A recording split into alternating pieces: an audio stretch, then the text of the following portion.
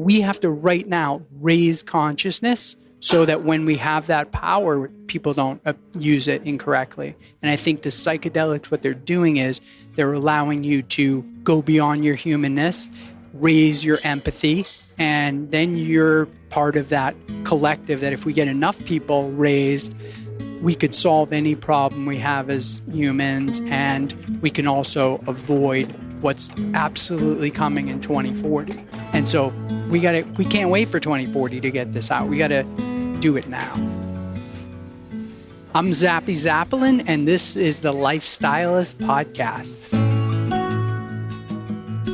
Welcome to episode 393, Ketamine Therapy and the Psychedelic Medicine Revolution with Zappy Zapolin. Zappy is a well-known futurist, entrepreneur, and award-winning filmmaker. Playboy magazine called Zappy the man who wants to change the world with psychedelics.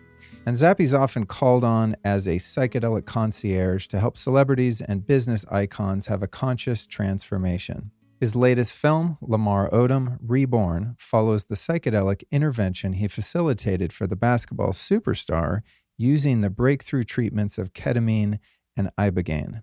You can find that film to be released shortly by visiting lamarodomreborn.com or simply clicking the link in the show notes of most podcast apps. Before we jump into this interview, I'd like to express some gratitude for today's sponsors. We've got advancedrejuvenation.us, Organifi.com, activationproducts.com, and magbreakthrough.com. Here are just a few of the nuggets we explore in this illuminating chat. Zappy's serendipitous path that led him to creating Lamar Odom Reborn, the documentary I just mentioned, using psychedelics to initiate healing beyond the confines of earthly space and time, overcoming our jaded perspectives to see the incredible miracles in everyday life, bringing a Western approach to psychedelic medicine. Zappy's life-altering experience with a giant French fry, spending time with loved ones who have passed during psychedelic experiences, the true difference between plant-based and synthesized psychedelics, the reason nasally administered ketamine will never bring the awakening other delivery methods can, how we can all use frustrating occurrences as opportunities to regain presence, using methods and theories already proven by pharmaceuticals to revolutionize the psychedelic industry, and finally, the quickly approaching deadline for reaching a new level of collective consciousness, and so much more. This is going to be a great episode, folks, and I'm so stoked that you tuned in. And rest assured, we've got another doozy coming for you next week, featuring Dr. Chris Ryan, the author of Sex at Dawn and Civilized to Death, as we explore human domestication. You can find all of the show notes, links, and transcripts for this episode by visiting lukestory.com/zappy. And it's worth mentioning before we start that this episode was recorded at Meet Delic in Las Vegas as Zappy and I sat amongst hundreds of psychedelic enthusiasts. So the sound could be a bit less than you're used to hearing on the Lifestylist Podcast. We've done our best to clean it up and make it enjoyable and audible for you. But don't think that I didn't notice. There's a little background noise, but I think you'll be able to gain a lot from this episode regardless of that fact. Okay, let's go ahead and jump into the fascinating vortex that is Zappy Zapolin. Enjoy the show.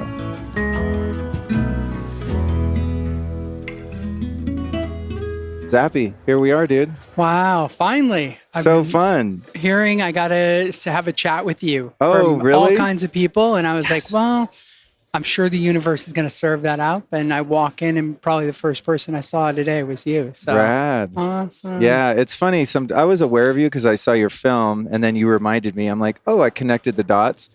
But what's really interesting is sometimes I have, when I come to an event like Meet Delic, I have a list of people that I'm already very familiar with and I want to interview. And then oftentimes I just meet someone on the fly. And without even knowing anything about them, there's just a presence that appeals to me. And that's the case with you. I looked in your eyes. I was like, there's depth. Yeah. That's all we need to work with to have a great conversation. Yes. So maybe we could start out with just like give a plug to your film, which was incredible. And, kind of what maybe led you into wanting to document some of these experiences that people are having. I had a crisis in my own life where it was just like a spiritual midlife crisis. And I started to think, what do I got to do? I already did everything society told me to do. And then I realized, wow, I've had some psychedelic experiences when I was younger that were very positive. Maybe I got to go sit with a shaman in the jungle and really like get to the bottom of this. And as I started to work that out for myself and I got like the confidence, like I'm going to do it, I was like, I might as well bring a camera and try to document this thing. And what happened was kind of, again, the universe putting things together. A friend of mine knew Michelle Rodriguez, the actress. And as I said, we were going to go down to Peru and sit with shaman. He said, let's go to Michelle's house and tell her what we're doing. And we went and we talked and she like pulled her passport out of the drawer and she's like, here, I'm in, and hands me her passport. I'm like, oh my God, this is happening. Like, I was like, that is it, you know? And so I got the idea that I was going to go sit with a shaman and try to go inside myself with more intent than I had earlier when I did psychedelics, just, recreationally and having a good time as a youth. So that was really my first experience where I went into the jungle, sat with a shaman, and I kind of knew that if I could bring that footage back and share it with other people, it was going to be beneficial and probably even help myself even more than just if I went down there alone and sat individually with a shaman. And so after that happened, I had this ayahuasca experience. I was just like, that's it. My life's totally changed. I got to dedicate myself to getting other people to have this experience. And so I just kept on, it came back to the States and started telling all my friends, you got to go sit with a shaman. And I realized that most of them couldn't do it because their families would like Baker Act them if they told them they were going to go to the jungle and just like check them into an institution. So I kept thinking, how do I find a Western medicine approach? And I found ketamine about 6 years ago, and I had the experience myself. And all of a sudden I was sitting in present moment awareness, like I was back in the jungle with the shaman. And I was like, it came out of it. I was like, wow, like this is the Western society way that people are going to go inside their minds in a way that they can handle. And so, that led me to, as I was showing my movie around the country, somebody came up to me afterwards and said, hey, I'm friends with Lamar Odom, the basketball player, Kardashian. I just saw your movie and I think the guy needs plant medicine. And so I started talking to him and he said, well, I've never had a psychedelic experience. I've always been told, stay away from that you could go crazy.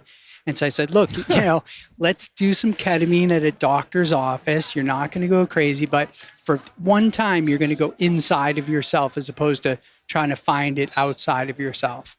And he agreed. And I asked him, can I film it? He was totally fine with it because he'd been conditioned by that whole keeping up with the Kardashians thing. He was just like, yeah, you want to film it? I was like, oh my God, like I wouldn't let me film my psychedelic experience, my Right. first one, but he was cool. And he went in and he had this experience where he felt like he went to heaven, came back, and he was just like, wow, like this is incredible. I kept, I worked with him a little bit more and I wound up, once I got a relationship with him, I said, come down to Mexico with me and let's do some ibogaine. Because I think with your addiction profile, you need to really go as deep as you can. And he agreed. I got to film it. And we made it into a movie called Lamar Odom Reborn. We're talking to some networks now, but I think it's going to be kind of that crossover film where people see Lamar. And because they kind of feel like they know him, they see him go his arc of the character in the movie. You get to see him progressing. And they go, wow, I knew him. I know him. He's better. And so I just think like when people see this movie and see his progress and just see his shift, his energy shift, it's going to bring all these people to ketamine and to psychedelics as, a potential different way to deal with what we're dealing with here. Wow. Yeah. So cool.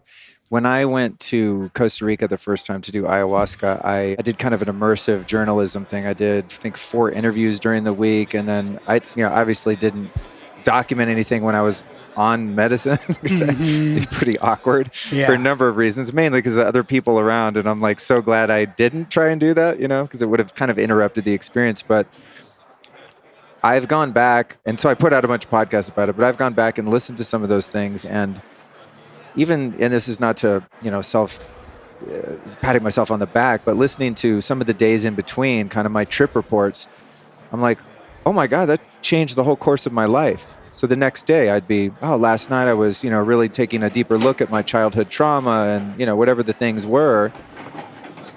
And I didn't even realize what an impact it had on me till a couple years later.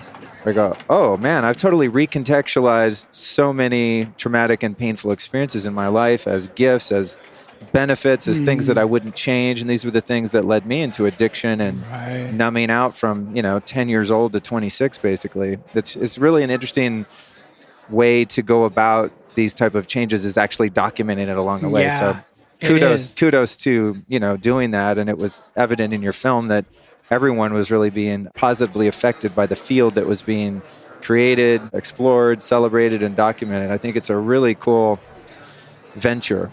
Yeah. And also, as you said, to kind of, we want to be wary, like taking these things mainstream, but also kind of destigmatizing them, right? For people that classify all drugs in the same category. Right. And I know as a former addict, like there's a huge difference between something taken medicinally and something taken to try and numb the pain of your existence. Yeah, totally.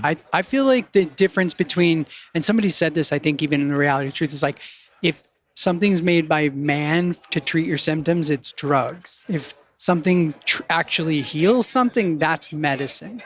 And I think that really is the distinction. And we have to normalize, like you're saying, in society. What I love is like what's really interesting right now is that the ketamine, people are coming in there for depression and anxiety. They're not coming to like have enlightenment, and become enlightened. So they come in, I'm depressed, and then they come out, they're just like, wow, like, oh my God, I'm not suicidal. I got so much to live for. So this is so interesting, and I think when you get in that present moment awareness state that you get in with these medicines, where it's like no future, no past, just right now, and you can do so much work in there. Yeah. To me, that's like the whole benefit. And I think it's like a Trojan horse. It's like, yeah, come on in. You're depressed. Yeah, come on in. Right, then they sit down and they're like, oh my God, I'm a different human being. Check it out. If you're looking for the very best in orthopedic medicine, pain relief, injury healing, spine and back problems, stroke recovery, or even just taking your human performance and experience of health to the next level, I've got the ultimate solution for you.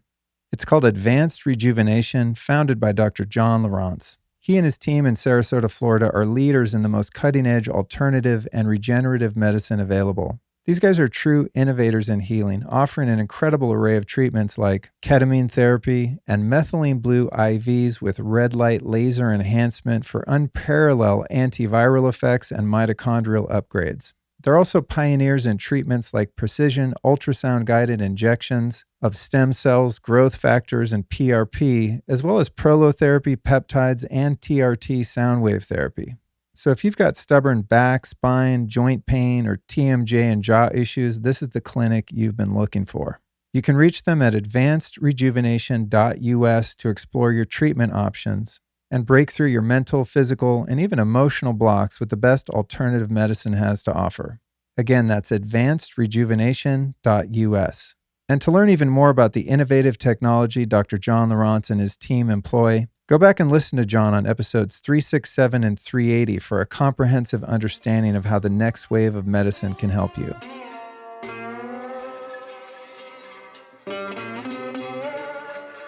Might think that they're depressed from the outward circumstances of their life, right? It's, divorce or loss or change of career, unrealized dreams or goals.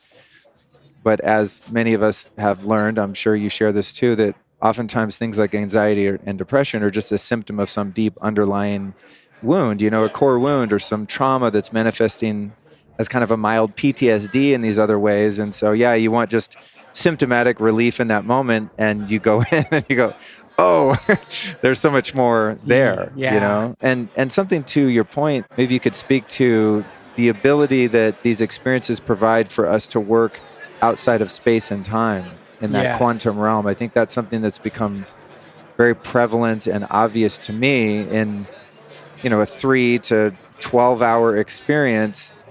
I've worked out a lifetime of problems. Right. It might be like in an ayahuasca journey, for example, in linear time, although you never know what time it is because you don't care, but it might have been a 5-minute period of Earth time in which one goes through and unravels 5 years of their childhood. Yes. Right? I think that's what's so powerful in these experiences. So what's your take on evading time and space and working in a realm that's outside of the confines of, this reality? Yeah, I think that's like this what the whole thing's about for me. It's like, when you are in that present moment awareness, and I talked about people who are suicidal coming to ketamine, it's like what happens is, you're in that present moment awareness, but you're looking at it from a slightly different perspective. And then as you look at it, you're just like, oh, wow, that happened. But like, I'm me. That's just stuff that happened to me. Where before it was like, that was part of you. And I just see that, like, not only is time stopped, but like you said, in there could be like this kernel that's in there. That's like the thing you needed is in that experience. And I described part of it in the Reality of Truth, where I said that, I had this experience where I asked this question about why do bad things happen? And I was like pulled out to the edge of the universe. And I was sitting there with like God, as God would look at the universe. And I was looking at it, it was so beautiful. And then the first time the ayahuasca voice spoke to me as a voice, and it said, do you see that? It's perfectly balanced. And I looked at it and I was like, yeah, you're right. If something happens over here, it's just going to be made up over there. I was like, it's perfect. And then I was like, oh my God, like I had that realization. And then I don't talk about this in Reality of Truth, but really the moment that struck for me, changed my life, was that voice that I'm going to interpret as God. I was there with God, and God said, do you know how you're breathing right now? And I thought about it and I was like, no, I don't know how I'm breathing. And it said, you're growing your hair. Do you know how you're doing it? And I was like, no, I don't. And it said, if you don't know how you're breathing, what makes you think I need your help? And I was like, wow, you're right. Like, I can't get all upset because people aren't listening and they're fighting. It's like, I don't even know how I'm breathing. If I don't do that for 2 minutes, I die. And I have no idea. Like, it was a total release. In that moment, it changed my life. I was just like, whatever. It's a miracle. And I'm just going to live in that. It's a miracle. And I think nowadays, my philosophy, if I had one, is that we're living this incredible miracle. Everything about the sun's 93 million miles away, so we can have an atmosphere. I'm talking on the phone to somebody in China in real time. It's like, if you showed somebody 200 years ago that, they would think you were a wizard. They'd be like, oh my God. But to us, we're so jaded. It's just like, whatever, it's my phone and life sucks, But it's so miraculous. And these psychedelics, they connect you back to that miracle. And when you connect to it, you come out for days, months, years. You're just like, you're connected to that miracle and you appreciate it as that. And I think for me, these are connections back to the actual how incredible and miraculous every second is here. There's so much in there. I love that you used the fact that we're not breathing, but we're being breathed, right? I remember working with guys in recovery, and I never really had a problem with the idea of a higher power. Now, surrendering my whole existence to a higher power, is one thing, but to consider that, okay, there's something bigger than me that's at play here. But many people come into recovery with, just such a impermeable ego and intellect and just living in that survival fight or flight state for so long that the idea that there's a God or a supreme being or intelligence is a real stretch for them. And that was one of the analogies that, I don't know, maybe it just came to me one day was, if somebody has a hard time surrendering their life to this power, you do that every night when you fall asleep. I mean, like, who's breathing you? Where does that life come from in the body that you are? Let's just say you weren't even a soul inhabiting a body or co-interacting with the body, but let's just say you actually are a body, and when your body dies, you're dead.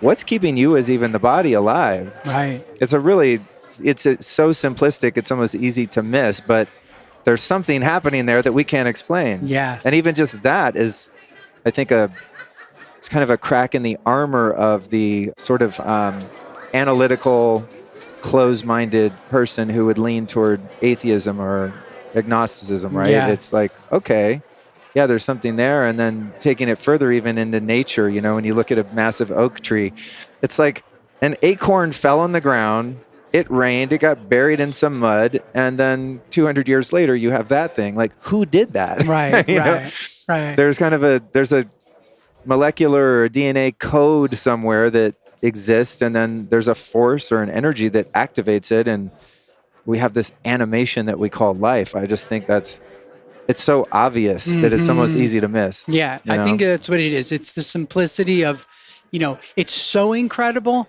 that we take it as not that great, you know? And so I had this experience I talk about in the Reality Truth where when I was coming out of the trip, you know, and it was several hours later, what was incredible is that we were about 13 of us, including the shaman and his assistant.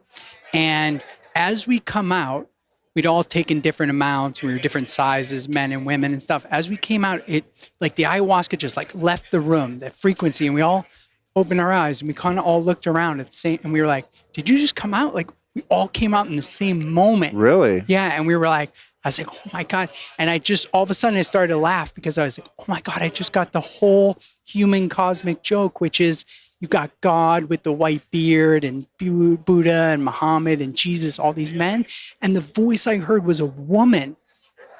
And I was like, oh my God, like that changes everything. You know, I'm not tied to a religion, but I believe there's something very miraculous going on. But to hear a woman's voice and to realize, wow, like, you know, every time now that I hear somebody say he, the father, it's like, no, your entire like human written book is based on the wrong thing. And it's like the base unit things are not right. And I think that's so tricky. You know, it's like meditation. They're like, it's so simple that it's hard. Yeah. And this concept of intelligence in the universe is so obvious that you want to say, well, maybe there's not, you know, maybe this is just, you know, there was nothing and then a disturbance and then everything came out of that. Now we have, you know, cell phones, you know, no, absolutely not. You know? It's interesting that you heard a female voice. In my ayahuasca experiences, it's never male or female.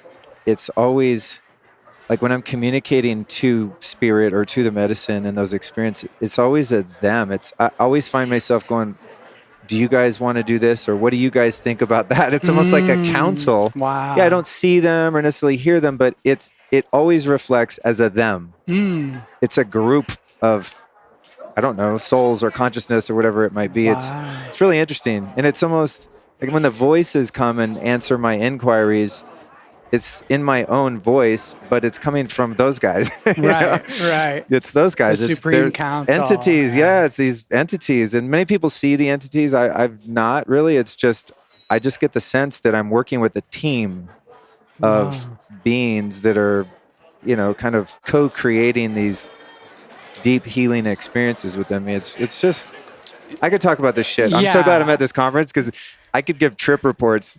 I'll probably say this tomorrow in my talk. I have one little tiny trip report, and I'm like, if everyone here gave their lifetime trip reports, it would be a 6-month conference. Because, like, and even like we were talking about outside of space and time, you know, just a moment or a thought or just a realizing it's a they. I mean, you could ponder just that one little thread, and it could change your whole experience thereafter. Yeah, you know, I love the confirmational type experiences that happened during a trip. I want to tell you a cool story that happened, which is I guided maybe 200 people having a ketamine experience when I was first checking out ketamine, and I wanted to see different people with different diagnosis and different, you know, levels of medicine and everything. And so I would sit with them and I would just meditate in the room for 45 minutes while they were going through the treatment.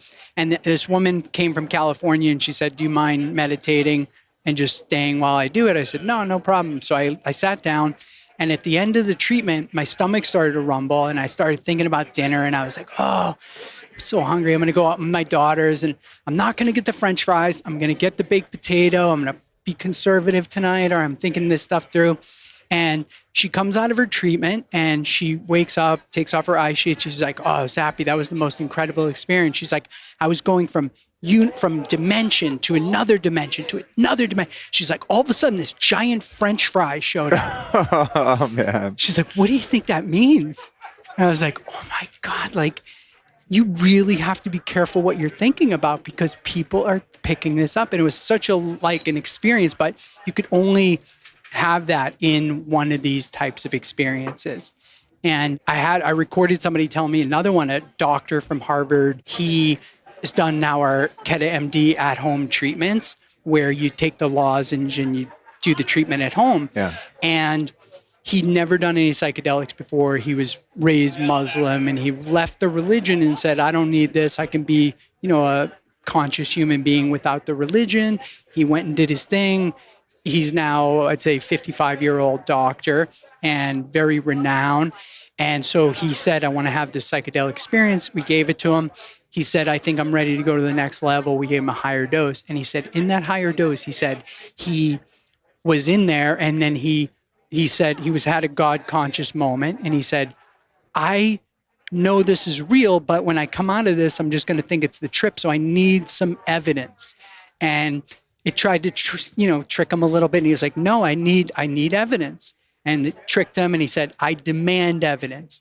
And he floated up over his house, which he said he's got a slate roof. He said, birds don't even sit up there. I've never been up there in my life. He said, I floated over my roof and I saw there was a crack in one of the tiles.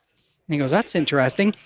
And next day, he goes to Best Buy, buys a drone, has his son set it up, flies it up on the roof, and the tile was cracked. Wow. And he's like, he called his family and he was like, I'm back in. He goes, I believe in God. He goes, I'm not in the religion, but I'm back. I had the experience. And so wow. How, there's no other way to have those types of experiences firsthand, directly.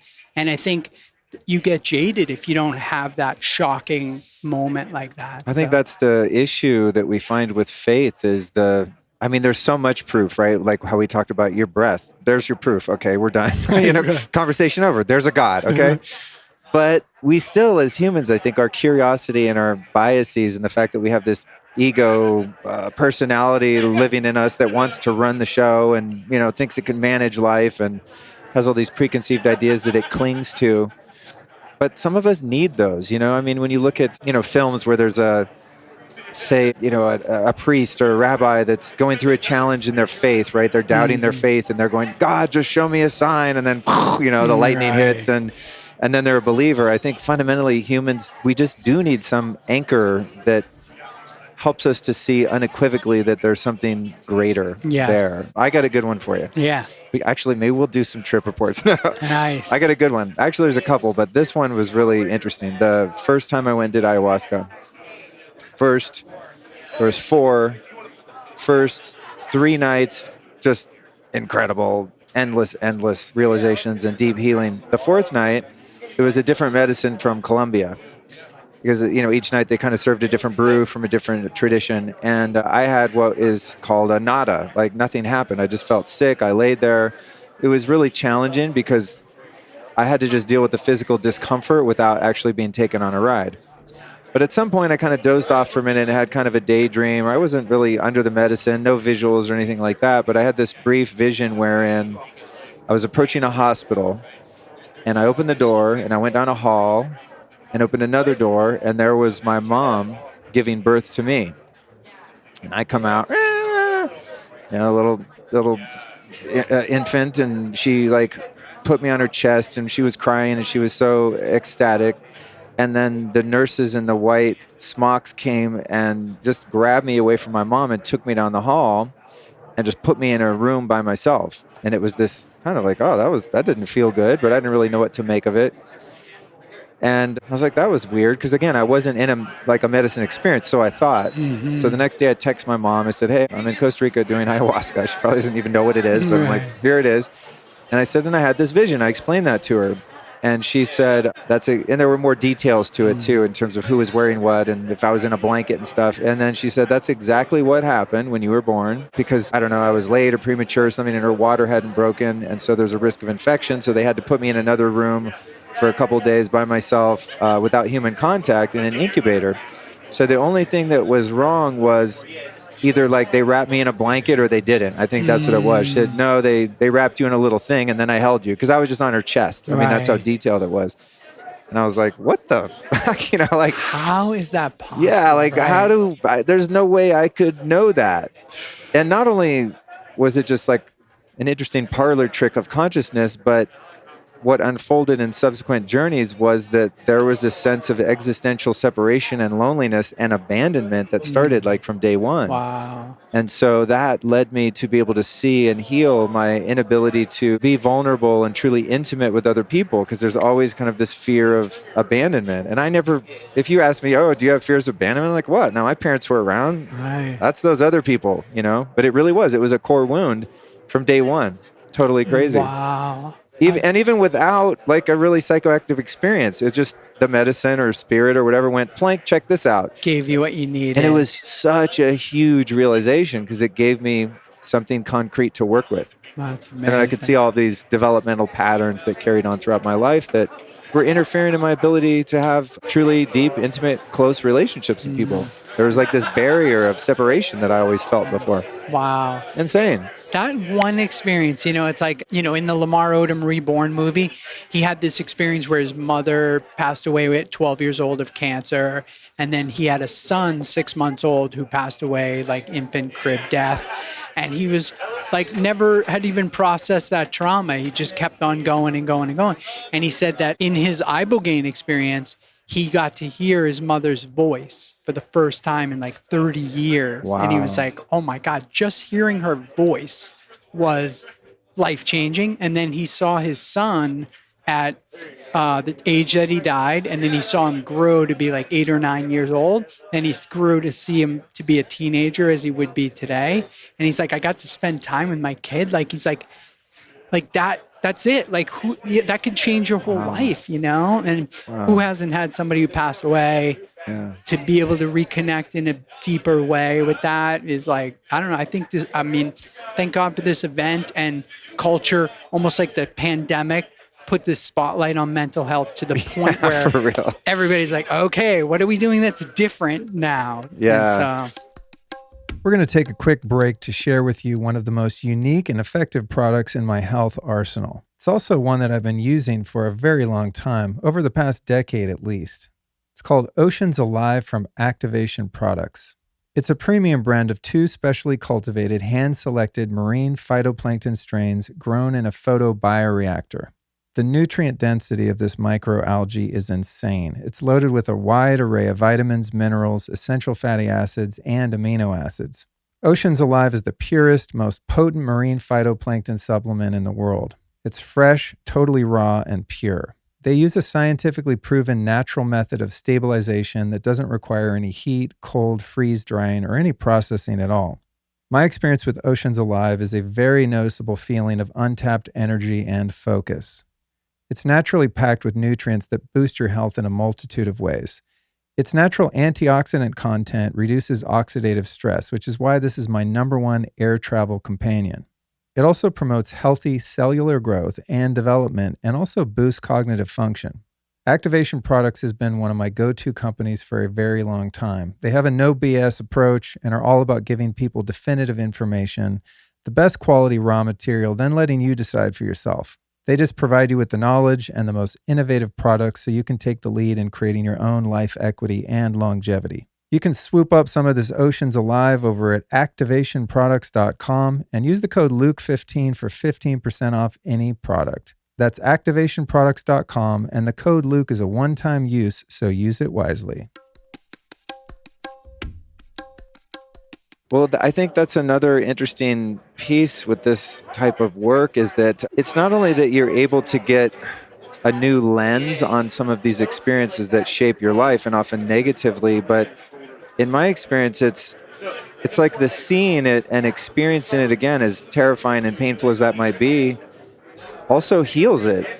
Yeah. I mean, for me, that's how it's been. I've gone into some dark crevices of trauma and just, oh my God, just to the core of the wound. The little boy, little Luke, hurt, abandoned, abused. I mean, just the gnarly shit that I spent my whole life running from.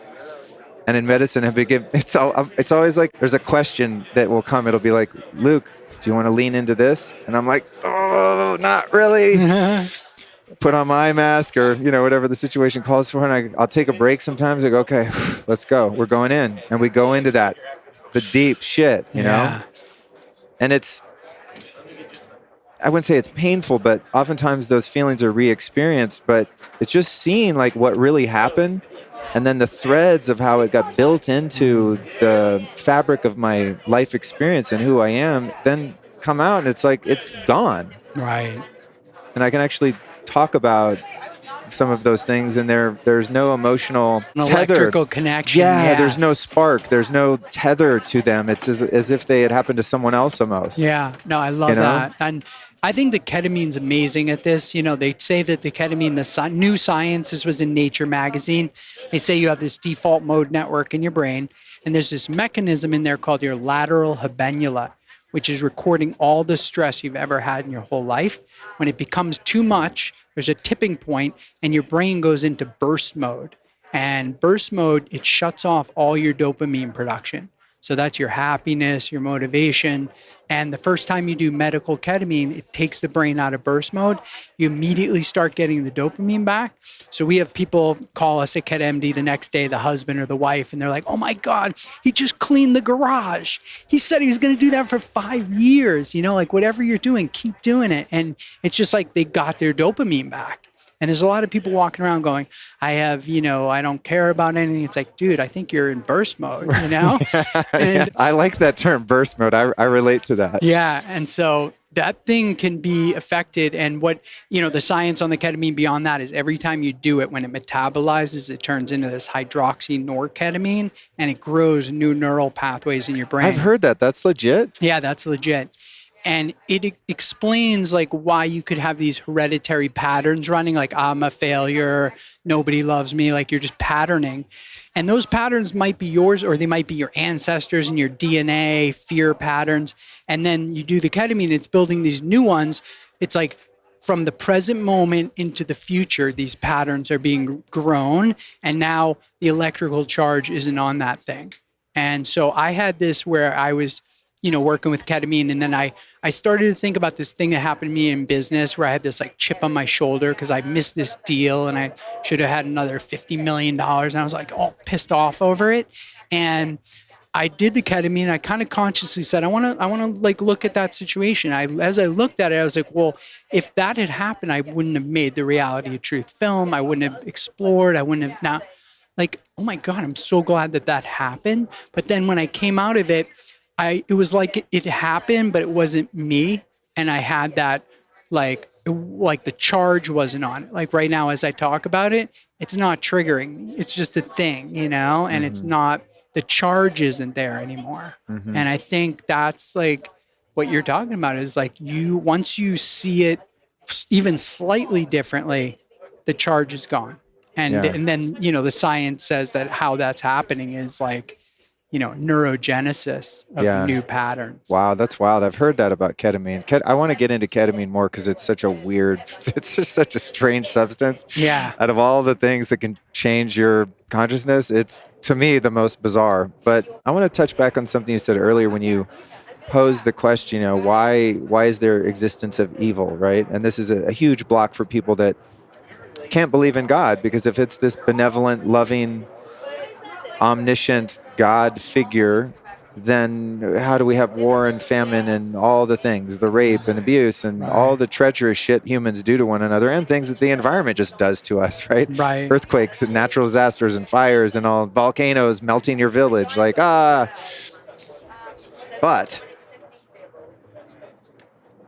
in the big picture of duality in medicine, specifically 5-MeO-DMT for me, almost every time there's just such a profound understanding of the purpose of duality.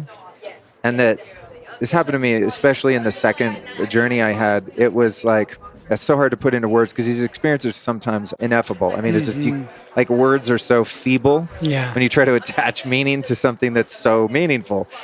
But it was like, I was looking at evildoers that I think in the world, like, this the Hitlers, you know, and present day ones too.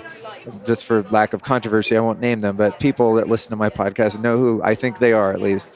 But it was like seeing that each villain is playing their role perfectly. It's the perfect villain. Right. Like that sense of balance that you're talking about, and that in order for God to manifest and experience itself in the full spectrum, you have to have duality, because otherwise there's nothing there. It's just the allness, if that makes sense. So that is like in 5-MeO, it's like different than in ketamine, where I've hit the void, where it's just emptiness and there's nothing, which is, you know, there's some grist in there to work with too, but past the void, there's the everythingness. And when I've experienced that moment or moments of everythingness, there's no you to experience it, Right. right? Because there's no perspective of even a witness observer there, like when one meditates or even in some other medicines. In ayahuasca, I'm still there. Luke's in there. Right. Maybe it's my higher self and there's less mind and ego, but there's still a me kind of working my way through things. And 5-MeO, it's just, you're just allness.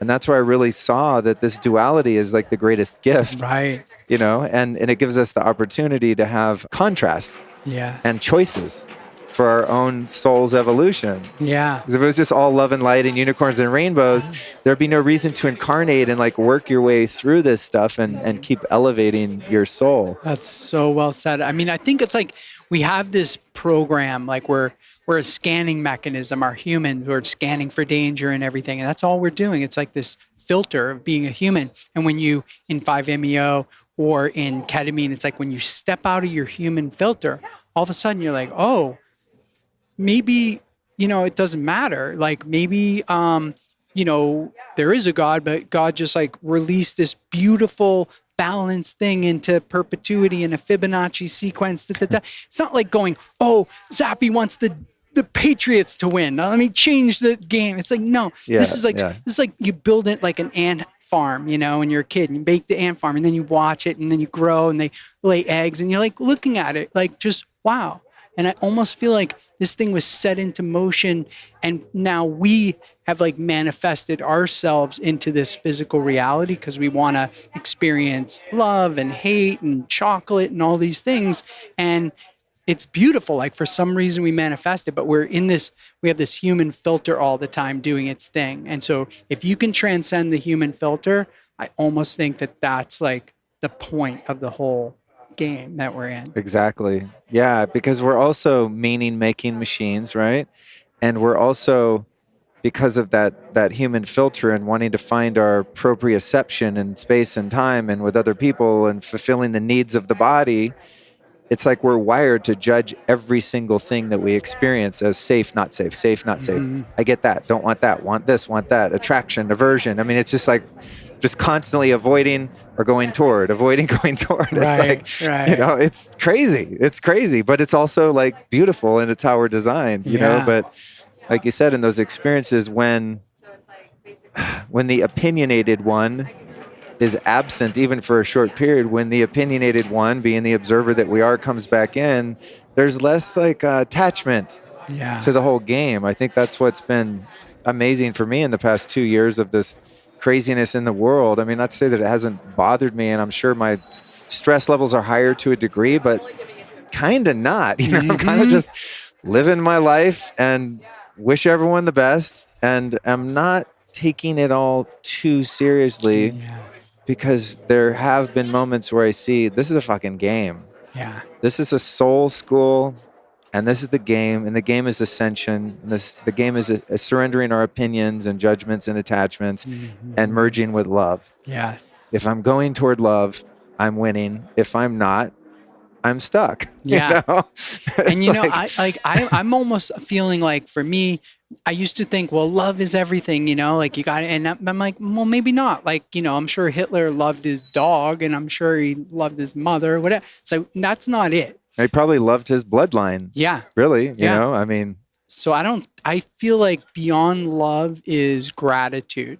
And if you can get yourself in a state of gratitude every day or in a moment and be like, what am I grateful about? And you start to count up what you're grateful about, all that changes everything right there. If I had just been going, oh, I love everybody, no, maybe I don't, you know, in that moment. But gratitude, I start to do the, you know, book check on what I'm grateful for. All of a sudden, like I open up like this little bit of space for real miracles to happen.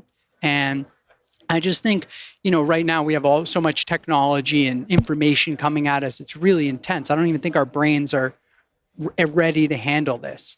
And so ketamine to me, for example, feels like it's here to like kind of do a quantum leap of our processing power to be able to handle and mute out things that we can't handle. And it feels like maybe our brains are caught right now in this point where they're not, since we're using a limited amount of them, you know, they can't handle this and we have to readapt and evolve our brain much quicker. We can't take 1 million years right now. We need to do it now. Right. Ketamine. And quantum leap. yeah. Now it's time to turn you on to one of my favorite deliciously calming nighttime elixirs. It's called Organifi Gold.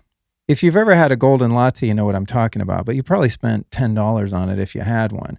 Well, now you can make one at home in about 5 seconds. And even though it tastes like a dessert drink, this is low sugar and totally guilt-free. My recipe for Organifi Gold is usually some hot spring water, a little grass-fed butter or ghee, or maybe even coconut oil, and a giant scoop of gold powder. Then I toss that in the blender and I'm good to go for a super chilled out night and great sleep. The gold mix is loaded with organic, non-GMO superfoods and herbs like turmeric, ginger, reishi mushroom, lemon balm, and turkey tail mushroom.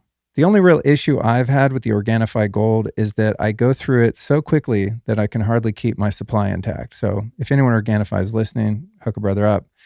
But seriously, this stuff really does taste amazing and also satisfies my late night sweet tooth while chilling me out after a long day of podcasting.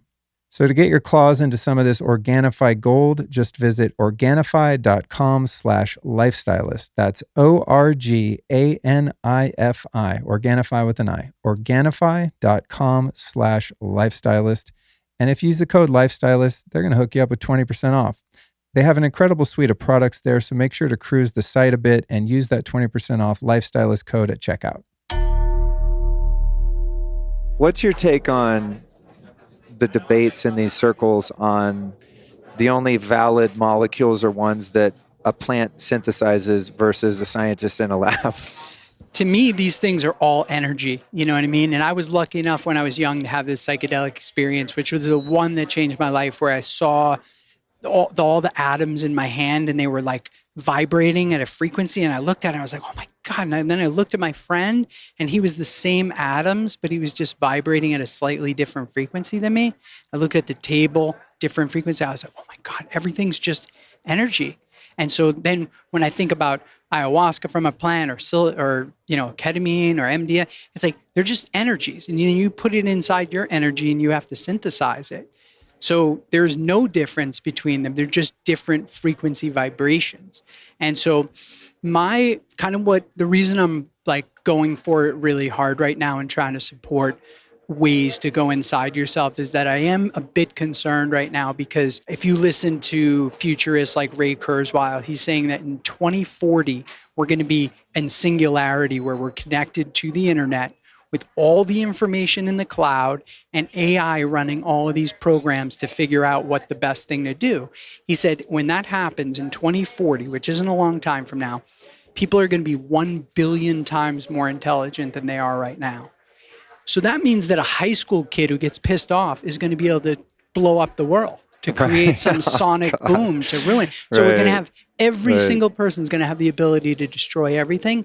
So we have to right now raise consciousness so that when we have that power, people don't use it incorrectly. And I think the psychedelics, what they're doing is they're allowing you to go beyond your humanness, raise your empathy, and then you're part of that collective that if we get enough people raised, we could solve any problem we have as humans, and we can also avoid what's absolutely coming in 2040. And so that's wild. We can't wait for 2040 to get this out. We got to do it now. The high tide raises all the ships. Yeah.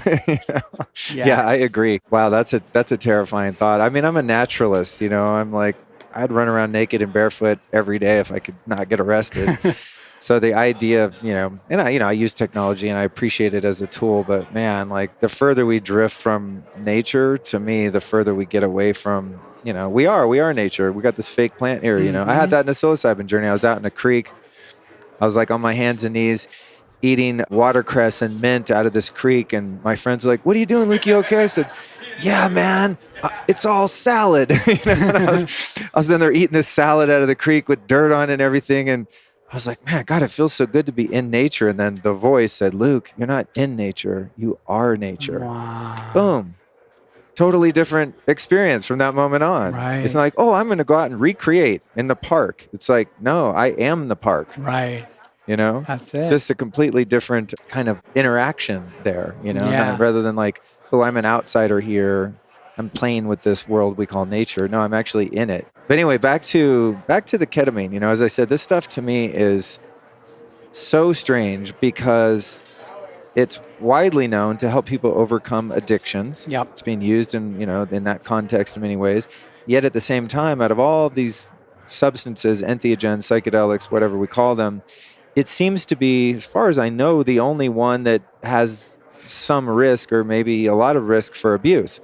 I was talking to someone the other day in Austin, and I was telling him, yeah, I have ketamine. I take a tiny dose every once in a while, and I'll listen to Alan Watts and just kind of fade off to sleep. Not a big deal, not too deep, just if I can't sleep or something like that, just not even recreationally, but medicinally, but in very small doses. And I said, but I just forget about it. It's in my drawer. I've had the same little box of lozenges for, I think, over maybe a year and a half. Right. There's only 8 of them in there. I'm not even done with them, Right. And some people would take a whole one, right. like 300 milligrams. Yeah, a lot of people around Austin have these, the nasal sprays, and they take it out to parties and dinner and club, and they're just hitting ketamine all the time. And I'm like, ew, gross. No, I'm not judging them. I'm just like, oh, I would not like that feeling. Right. So I just want to have an eye mask and something thoughtful to listen to and just go within. What's the addiction risk profile with ketamine? I mean, it's a good question. A lot of club kids use it and stuff. Yeah. That's when I first heard about it. It was like a raver drug, and then I did it, and I was like, how do you walk on this shit? Right. No, I dance on it, and it's not even happening. People always say, well, ketamine, that's like made in a lab. And I'm like, no, actually, that's some salts and some minerals that they put together and they process, and this new ketamine crystal comes out. It's like, seems as natural as more, so it is natural in that it is an element that we're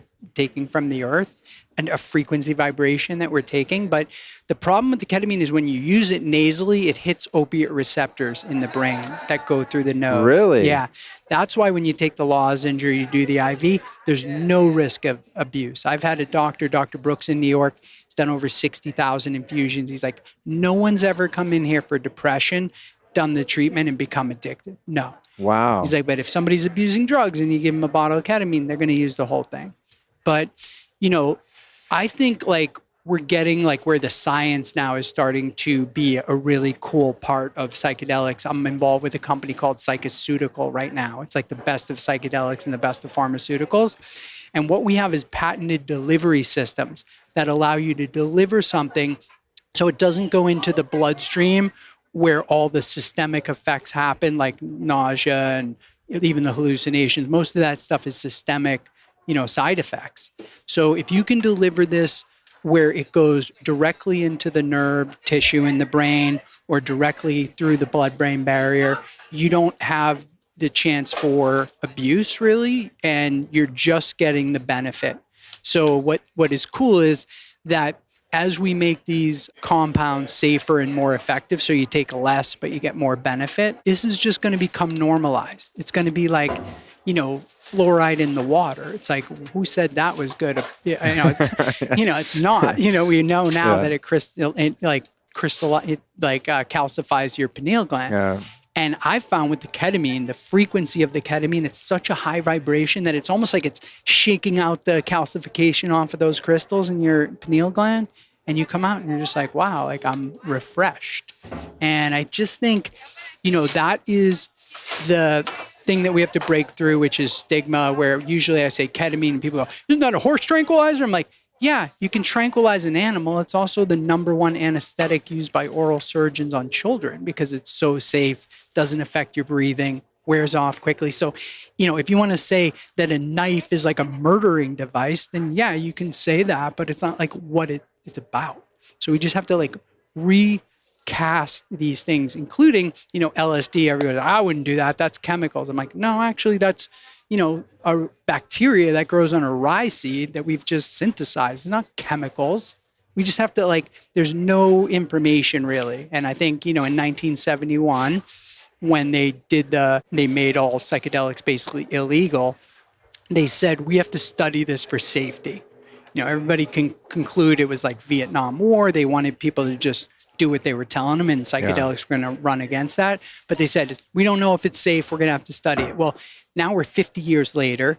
Millions of people have done it, many with great effect. So it's like we as humans now have to step up and say, wait a minute, like we're in a mental health crisis right now. Suicide, addiction, depression. We're coming out of a pandemic with PTSD. Like, let's rethink if we have some tools that could help with mental health, grow neural pathways. Let's reset the language, the knowledge. And I think it's not even that there's a conspiracy where the government knows this and they're suppressing it. It's more like they don't know. The medical system doesn't know. They don't even know about, doctors don't even know about like proper eating, nutrition. Like, why would they know about this, If you've ever seen the food in a hospital, you can really see how far off the mark we are. Yeah. You know what I mean? It's like a gray hamburger. Every time, I mean, it's not often, but every once in a while I have to visit someone in a hospital and it's like blue light everywhere, EMFs off the charts, like Franken food being served. I'm like, this is why we need hospitals, is because of all this shit, Yeah. There's a hot spring. I'm a hot spring aficionado, fanatic. There's only one known one in Texas or something. There's not many. I was sad to move there. But anyway, I found one. They're kind of trying to get it open. It's not open to the public. And the history of this place is that it was a children's hospital that treated polio. And how they treated the kids, I mean, they might have done some other things, but essentially was soaking in these sacred springs and getting them out in the sun all day.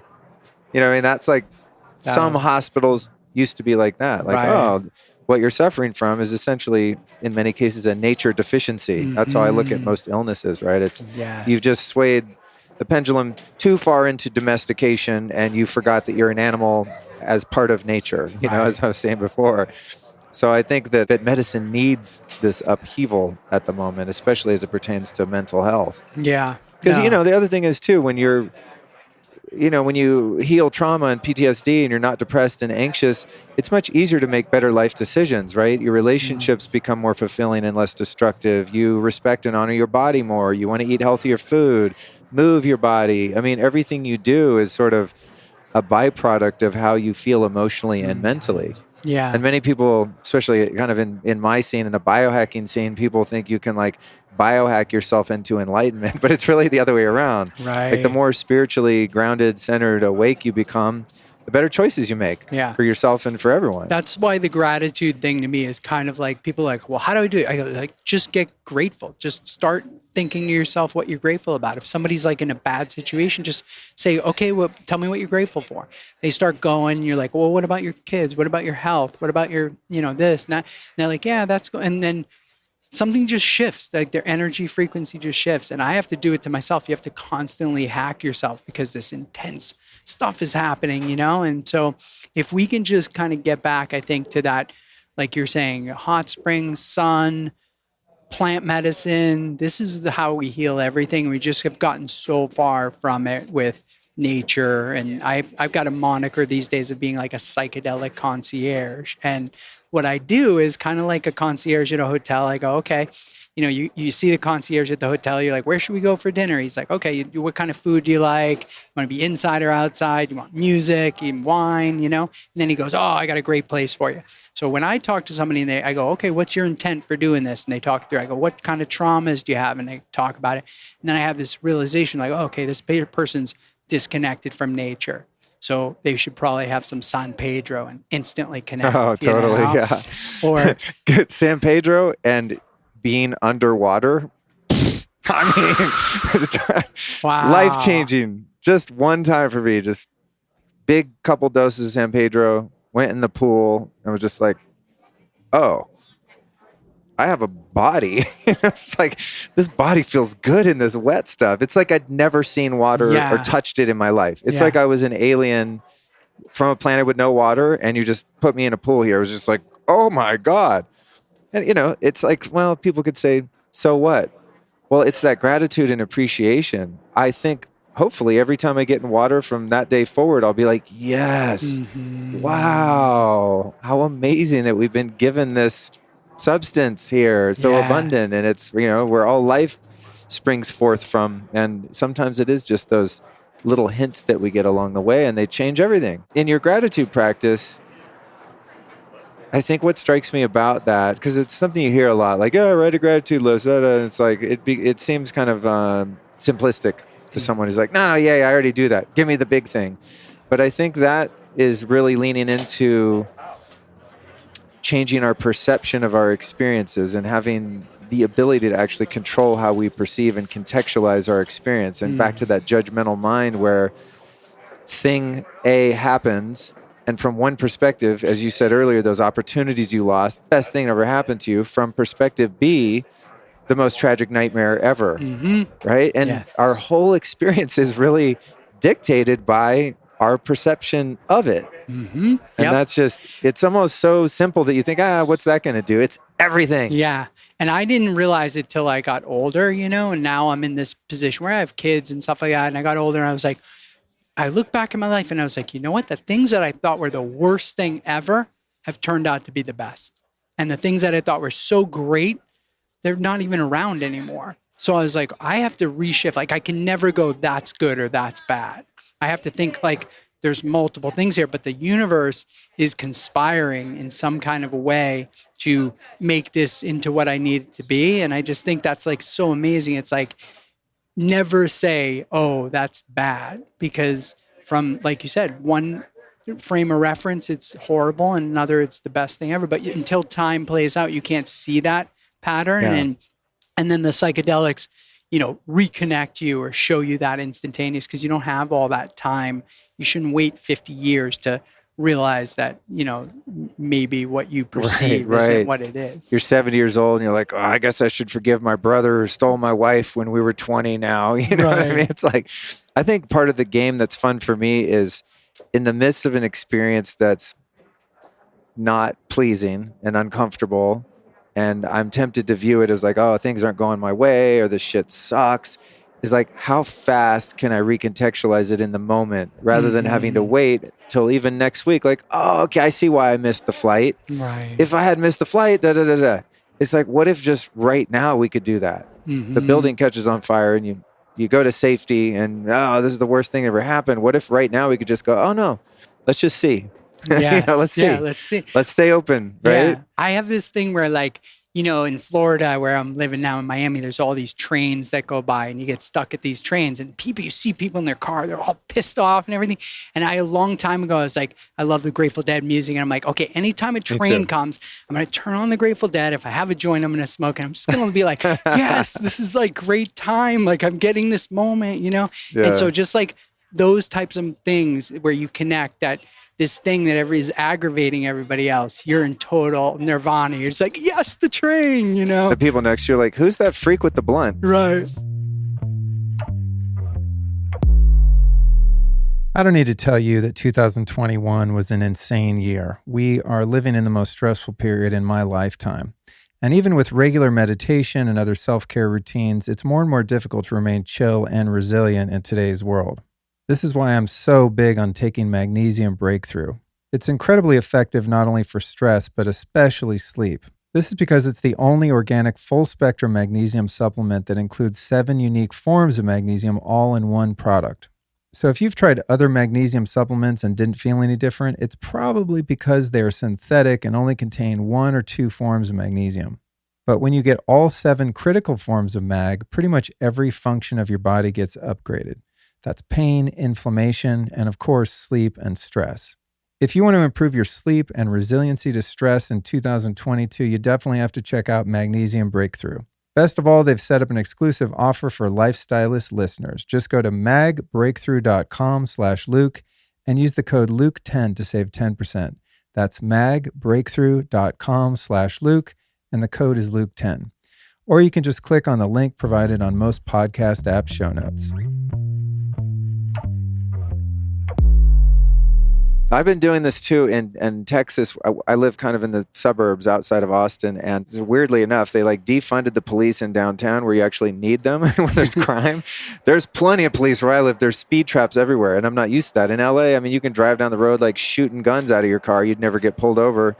So I was like, God, this place sucks. It's so annoying. And then I started doing that. So now I have to use cruise control in all these different areas where I drive. I have to stay at the limit because even 10 over, they'll pull you over.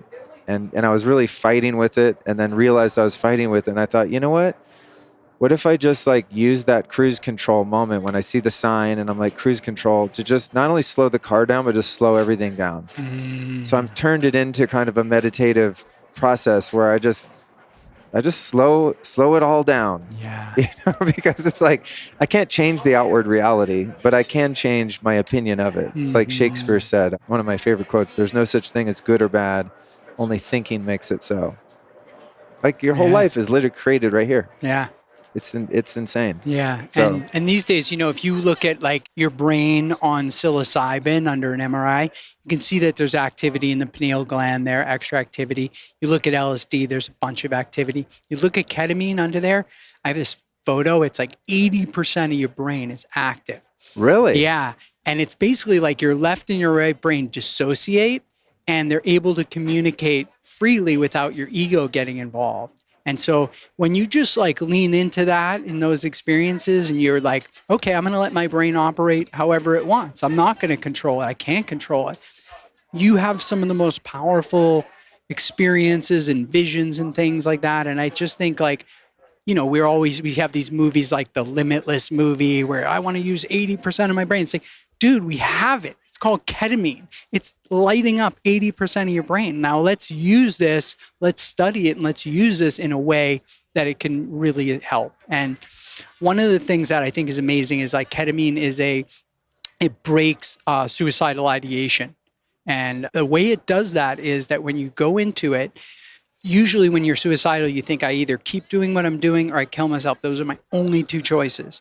And you go sit in the ketamine and all of a sudden these 10 other choices open up. And you're just like, oh, I like doing that, which could lead to that, people come out, they're like, I'm not going to kill myself. Like, this is so interesting. But how could you ever have 10 more option sets open to you when you're in this physical reality? Right. Wow, that's really interesting. What about the delivery methods you were talking about? I've noticed with ketamine in particular, I've not done it with a therapist in an IV or anything. I've done sprays or lozenges. Just really, it's the only thing I've ever done by myself. I always advise like, don't trip on your own. But because of the short duration and an ability to kind of maybe take a little and then go, I'm not really feeling it. Take a little more. But I have had a couple experiences where I definitely took more than I would have liked to, and it wasn't. One time in particular wasn't a very comfortable experience. And partly because I was alone. Yeah. Had there been a therapist there, I could have been like, hey, am I cool? And they're, yeah, you're fine. You're on ketamine. Oh, okay. Yeah. But I was by myself and I went into like the deep, deep void. I mean, just empty gray, nothing. And it was like, it's hard to describe, of course, but I think it was non-existence, and it was like facing, you don't exist. There's no house anymore. There's no Los Angeles. There's no wife. It's all gone. You're gone. This is called emptiness. Welcome, and it was fucking uncomfortable. And if I could do it again, I mean, I still derived benefit from that experience, but if I could do it again, I would have liked to have been able to titrate the dose a little bit. So what happened was I'd been doing sprays that were 150 milligrams per spray. Yeah. And then someone gave me a lozenge that was 300 milligrams. So I thought, well, 150, 300, did the math, took that. And it was like, came on super fast. It was too much. Yeah. It was not fun. To your point, this is what we need. This is why I'm so excited about this psychoceutical company, because it's like, you can't just say to somebody, yeah, take these mushrooms, I don't know, a cap and a stem or something. It's like, no, we need to make these things more bioavailability and more unified. We need, if you take this, we want you to take less of the medicine, but get more bioavailability. And that's what's so amazing about like this technology is like you can layer these particles in there. So you could get 100 milligrams of ketamine, then 20 minutes later, another 100 milligrams, another 20 minutes, and stack this stuff, even microdose it throughout the day. And just, I think it's really what psychedelics need, because to say to a doctor, well, yeah, I just take a cap and a stem, they're going to go, no way. How do you know that? And your metabolism different. We need these psychoceuticals to be like, hey, you're going to take this many milligrams, 5 minutes in, this is what's going to happen. We're gonna release some CBG an hour later for you to benefit from it, take away inflammation, any of that kind of stuff. And it's like we need modern science to come into psychedelics right now. And that's being here at Meet Delic, it's like so exciting to feel like these businesses and these scientists and these genius people who have the experience with psychedelics, because the rest of mainstream society don't even have these experiences to bring any weight on this thing. So we need the science. And what I love kind of about the psychoceutical is other people are out there kind of like trying to patent, frivolous stuff like what color eye shade should you wear during a psychedelic experience, or, psilocybin mushrooms for weight loss. And I hope it works, but who knows, with psychoceutical, we're taking things that work in regular pharmaceutical, we're bringing them over to psychedelics. So we already know they work. And the idea is that if you can make it safe, we have one of the patents, we deliver the medicine directly at the base of the hairline right here, and it goes into the nerve tissue. It doesn't go into your stomach and your liver and cause all kinds of side effects. It goes directly into the nerve tissue. We can take out the psychedelic effect that way, the nausea, the dizziness, and people can literally like be walking around microdosing or taking a psychedelic at the back of the neck like there and not have the psychedelic experience. So elderly, adolescents, people who are scared can now access psychedelics in a safe and effective way and get all the benefit, but without any negative side effects. That's badass. Yeah. And how far along is that process? When's that going to be, commercially available or prescription or however that's going to work? So the good news is it's already basically available because as the patents exist now, and it worked, what happened was it worked in regular medicine, but they were only using it with like cancer drugs that were very expensive because of this technique. But the psychoceutical patents basically, democratized it where we can make billions of particles, all the same size, different shapes. They found out in cancer that cancer, if you want to put a medicine in there, they like triangles better than they squares or circles. So we can make it any shape or size, deliver it wherever we want, time release it. And it's like, it's great because we don't have to prove it. It already works. And now we're just bringing it over to the psychedelic space. So awesome, man. Such a great time to be alive. Thank you for doing that.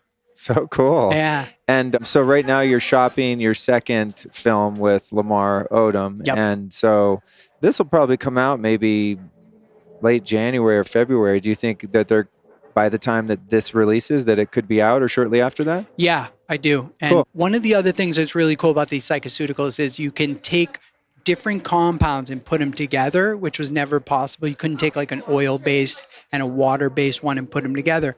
But now in this psychoceutical format, we could deliver multiple compounds. So there's going to be a lot of synergistic things that take place. And then we can bring those out and say, okay, here, take this drop and it's going to give you an anti-nausea medicine. 5 minutes later, we're going to release the ketamine. And then an hour later, we're going to give you some CBG without you doing anything.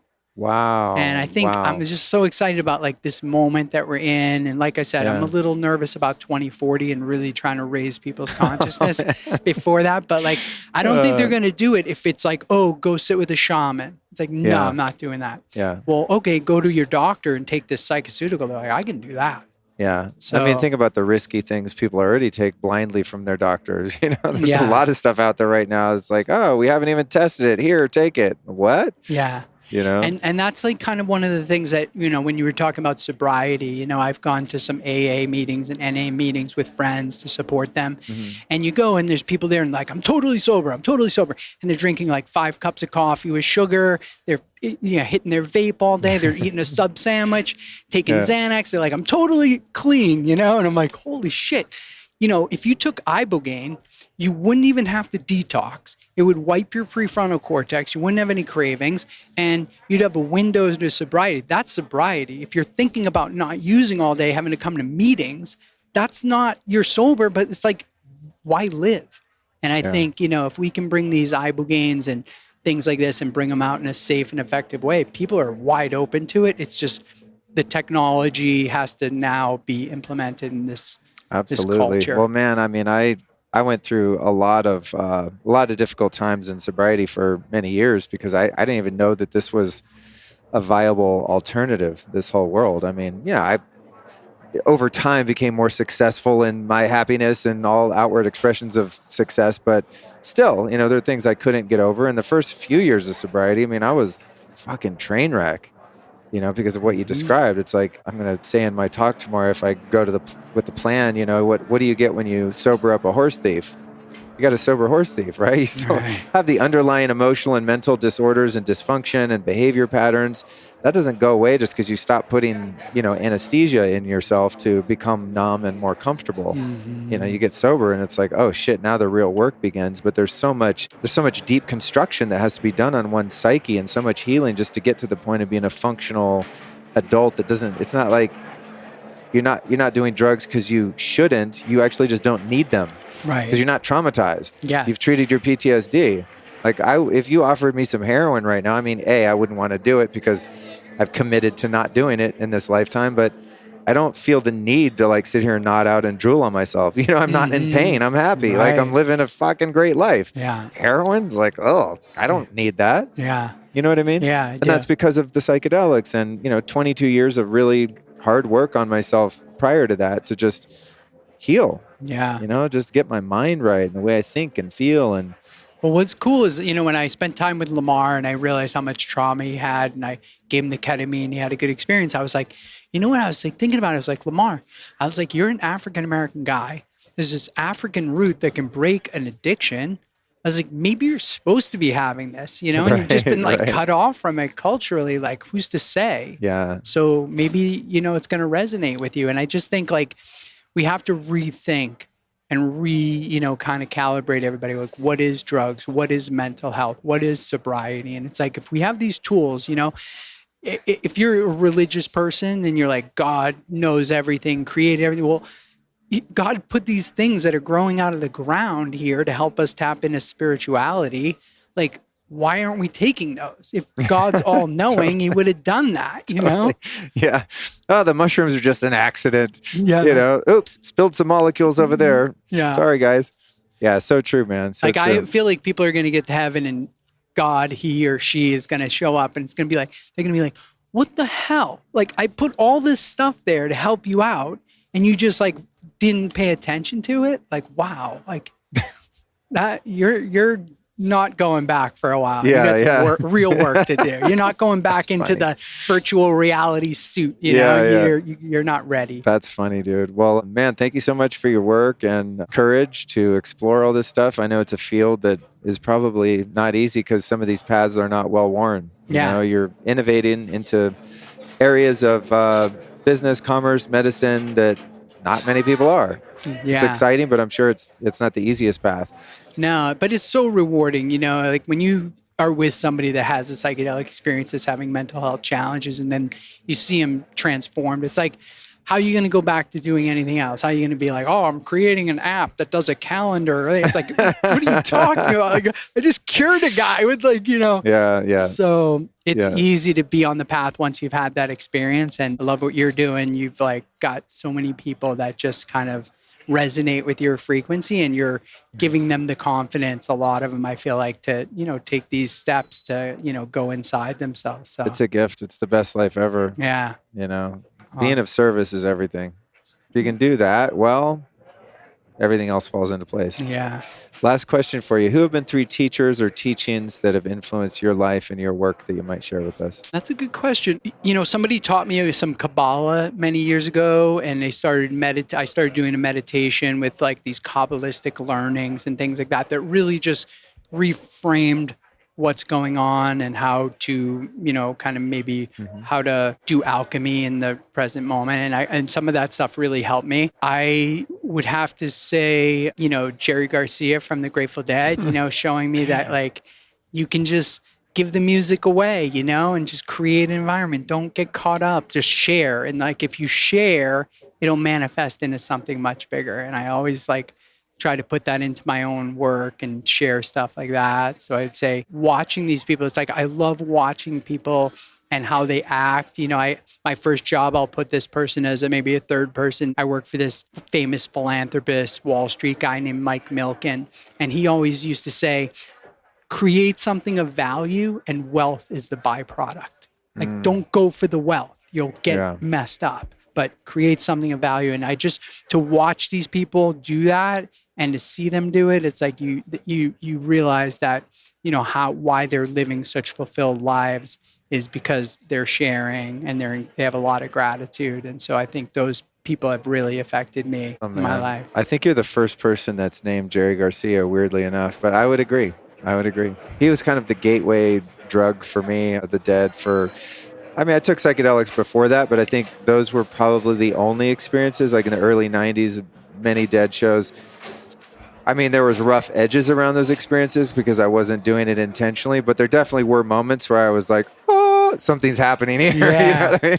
Like when the whole crowd's like in the same energy, time slowed down. Like I had some times where it's like, wow, like it's just now, and that's hard to capture outside of a psychedelic experience. And have captured it in some group settings like that. Yeah, the collective consciousness and the hive mind of a group of people, resonating in that frequency is powerful. It's powerful. It's no accident that people followed the dead around for however many years they did. Yeah. All over the world, That was me. Well, dude, thank you so much. Yeah. Thanks for doing what you're doing. Yeah. Really awesome. Great chat, man. Much appreciated you taking the time. Yes, you will. All right. All right.